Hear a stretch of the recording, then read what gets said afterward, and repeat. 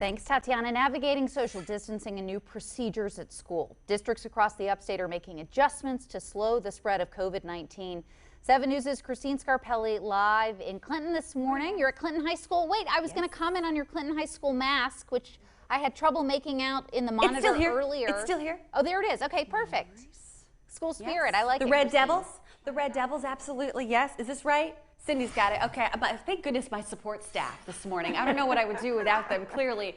Yes, so we are actually demonstrating for you several different ways that the kiddos will come back to school. Lawrence District 56 really working through and following guidelines this morning. So we did show you in the cafeteria a couple minutes ago just how distanced and what that's really going to look like. The smaller number of kids in the cafeteria, 40 compared to 300. Well, now we're in a classroom. And the students will not necessarily have to have these. That's why we're not masked up right now, because they're distanced, you can see, and we are so glad. We have the elementary school principal, Miss Melody Edwards, with us this morning. Okay, talking about elementary schoolers, I used the word squirrely before for middle school, and that seems a little offensive, so I won't do that. But that's all right. They're energetic. They're running around. Are. We're talking distancing and masks. What's this going to look like?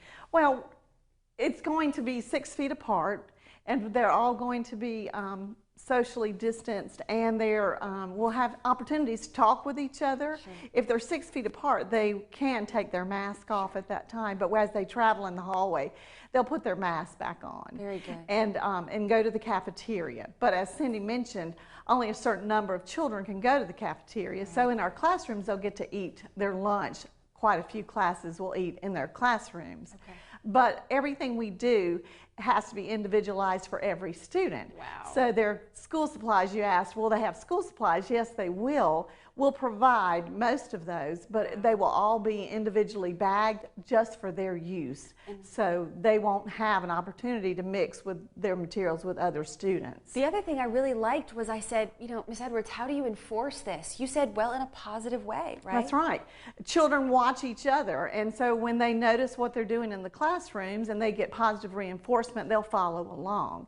And we'll have a few that will do some challenging things, but we know how to reinforce that positively to make so that we all get on the same page. I do not doubt that, for sure. She says, yeah, they're going to move in groups and families out to recess. We're going to talk about this all morning, guys, a different aspect every time you see us. And I think I was one of those students that would probably not maybe obey the rules right away, right? Had all that energy. You guys may remember a story or two, right? We will see you soon again from Clinton High School. Back to you. All right, we look forward to that. Christine, thank you so much.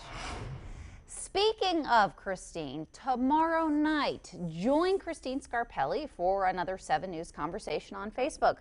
We've been